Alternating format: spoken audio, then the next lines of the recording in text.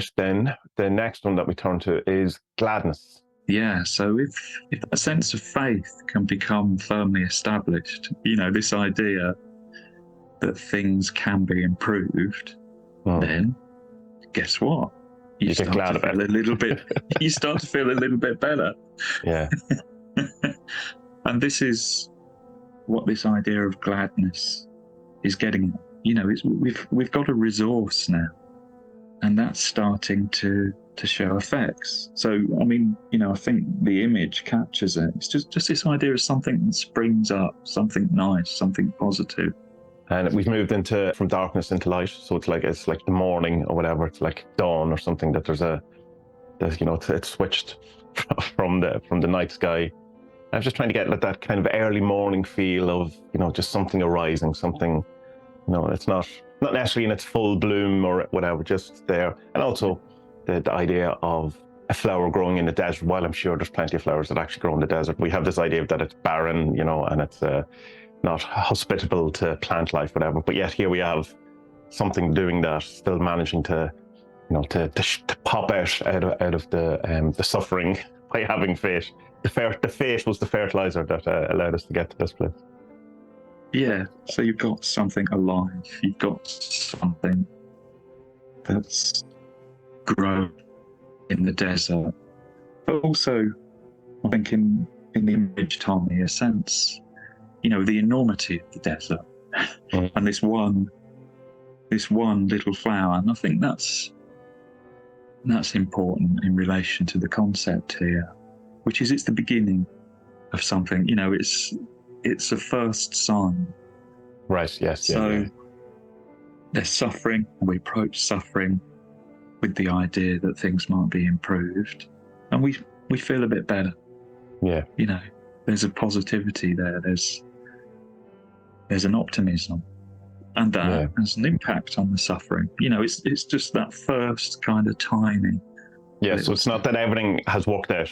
It's just that you have the fate, and so there's, in one sense, there's the gladness or the relief that comes with that. The kind of okay. Yeah, and one of the things with this type of feeling, what we're getting at with this word gladness, is it's self-perpetuating. So if you feel glad, you feel even more gladness arises. There's just the beginning of a process of some sort of positive feedback made. Yeah, in the same way that if you start looking for things to be grateful for, you find things to be more grateful for, that kind of idea. Yeah. So change of attitude for the better. So this is the thing where you've turned around and you have the sense of, rather than despair, I suppose, and giving into the suffering, you've gone, right, no, okay, we have something we can do here. So this is, I say, it's skillful seeing the best in the situation. But I suppose it's not, maybe you can tell me, it's not kind of saying that seeing the best in the situation, people can kind of say then that it's these things happen for a reason or whatever. It's not pointing at that. It's just saying this is the way it is. Let's make the best of it, rather than saying this happened for me in order for me to grow or whatever it is, kind of stuff. Yeah. And when we think about what's happening here, there's been suffering, and then there's the assumption of faith that things might be able to get better. And then here in gladness, nothing's changed. The world hasn't changed. Yeah. But we've changed. Right, yes. We started to turn around to look at that door that's in suffering. Yeah. So it's really a sense of that change, that positivity, starting to grow from within. Yeah. So I suppose the reverse then is the kind of the bad positivity, the toxic positivity, this kind of forced positivity that you see an awful lot on, say, social media or YouTube and stuff, where people are super brilliant all the time when clearly they're not. It's that kind of everyone's everyone on YouTube super happy until they have the nervous breakdown and have to leave for 6 months. It's all a farce in a sense. Yeah, false cheerfulness, false optimism.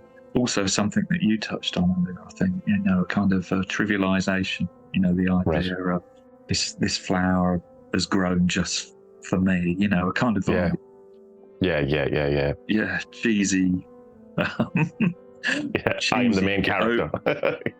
Over sentimental way of looking at the world. And I suppose it would be not taking the gravity of a situation fully. Like, it's kind of saying, oh, that'll be grand, it'll work out, don't worry about it. Where it's just avoidance, really, rather than actually an actual optimism about it, thinking that it will work out. You just don't want to look at it.